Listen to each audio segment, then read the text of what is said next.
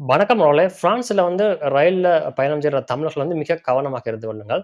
இந்த சம்பவம் லியோன்ல ஒரு நபருக்கு நடந்திருக்கிறது. எக்கச்சக்கமான முறையில அவர் தொடர்ச்சியாக SNCF-ஆல அபராதம் விதிக்கப்பட்டு கொண்டிருப்பதாக சொல்லப்படுகிறது.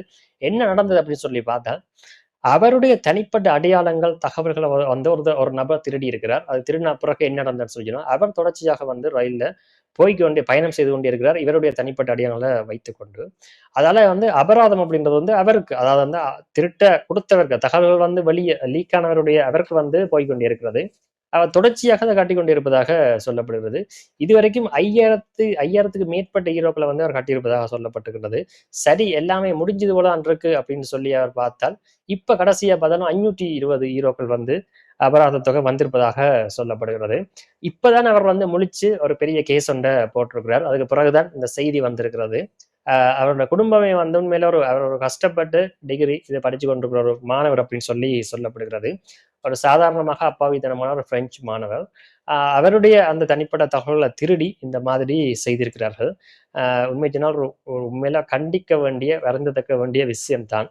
ஆனால் பாரிஸ் மாதிரியான நகர்ப்புற இடங்கள்ல எத்தனையோ விதமான நபர்கள நாங்க தினமும் சந்திப்போம். அப்ப எத்தனையோ விதமான ஆட்கள், எத்தனையோ விதமான திருட்டு கூட்டங்கள் இருக்கும். எத்தனையோ விதமா எல்லாம் யோசிச்சு வந்து திருடுறதுக்கு அன்று இந்த மாரி விஷயம் செய்றதுக்கு எல்லாமே எங்கள சுத்தியே ஆட்கள் இருப்பாங்க. அதெல்லாம் தாண்டி தான் போகணும். அத தாண்டி தான் வரணும். அதுக்கெல்லாம் வாழணும்ன்றே சொல்லிக்கிடலாம். அப்படி இருக்கேக்க, நாங்க அத சரியான முறையில கையாள்றதுக்குரிய ஒரு வேலைய நாங்கள் பார்த்துக் கொள்ளணும். கிட்டத்தட்ட எங்கட தமிழர்கள் அந்த மாரி தான் கிட்டத்தட்ட அப்படித்தான் வாழ்கிறார்கள். சில அப்ராணிகள் பாதிக்கப்படலாம். அத தாண்டி தமிழர்களுக்கு அந்த பக்குவம் உண்மையில வந்திருக்கு. மற்றது ஏற்கனவே அவைட்ட இருக்குன்னு சொல்லிக் கொள்ளணும். அப்படி இருக்கேக்க, அவர்கள் உண்மையில அவர்கள் பாது பா எல்லாரும் சொல்லல. ஆனா பெருமளவுக்கு பாதுகாப்பாக இருக்கிறார்கள்ன்னு தான் சொல்லணும். காரணம், அவை இந்த நிலைமைய விளங்கிக் கொண்டினோம். அப்ப இவர் அப்படி இதன்றதுக்கு காரணம் உண்மையில அவருடைய அப்பாவி தன்மைய தான் உண்மையில நாங்க காரணமா சொல்லிக் கொள்ளணும். நாங்க இப்ப கூட இந்த வீடியோ எடுக்கிறோம்னா, தமிழர்கள யாரும் பாதிக்கப்பட்டுறாதீங்கன்றதுக்காக தான் சொல்றோம். காரணம், வந்து கொண்டிருந்த அவங்க பிரெஞ்சுக்காரனுக்கு இது நடந்திருக்கு சொன்னா அவர்கள் அவர் சொல்றாரு மீடியால அப்படின்னு சொல்லி சொன்னா, அவர் பல தடவைகள் இணைய வழியால இத முறைப்பாடு குடுக்கப்பட்டிருப்பதாகும். எஸ்எஸ்சி அவர் தன்னுடைய தனிப்பட்ட திருடு வச்சுக்கொண்டு தான் அதை செய்யறாங்க. இது நான் என்ட இல்லை அப்படின்னு சொல்லி திருப்ப திருப்ப இணைய வழியில முறைப்பாடு கொடுத்து கூட அதை எதுவுமே கணக்கெடுக்காமல் அபராதம் விதிக்கிறதுலேயே குறியாக இருந்திருப்பதாக சொல்லப்படுகிறது. உண்மையில அவருடைய வாழ்க்கையில அது ஒவ்வொருக்கெல்லாம் காசு செய்யாத ஒரு விஷயத்துக்காண்டி காசை கஷ்டப்பட்டு உழைச்ச காசை கொடுத்து கொண்டிருக்கான்னு சொன்னா இப்படி இருக்கும் அப்படின்னு நீங்க நீங்க கொஞ்சம் யோசிப்பாங்க.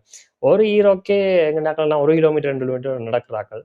அப்படி இருக்கேக்க மிக கவனமாக இருங்கள். இன்றைய காலத்துல தனிப்பட்ட அடையாளங்கள், உங்களுடைய தகவல்கள் எல்லாம் மிக பெறுமதியானவை. அத அதுக்குரிய பெறுமதி உங்களுக்கு தெரியாது. ஆனால் மிக கவனமாக இருக்கணும். அதுவும் இப்படியான ஒரு சூழ்நிலையில. யார் எங்க அப்படின்றலாம் உங்களுக்கு தெரிய போறதில்ல. ஆனால் என்ன, எங்கேயோ எடுத்துருவானுங்கள். அதுதான் விஷயம். எடுத்துட்டாங்கன்றாலே கதை முடிஞ்சுன்னு தான் அர்த்தம். அ பார்த்து சூதானமாக இருந்து கொள்ளுங்கள். நன்றி.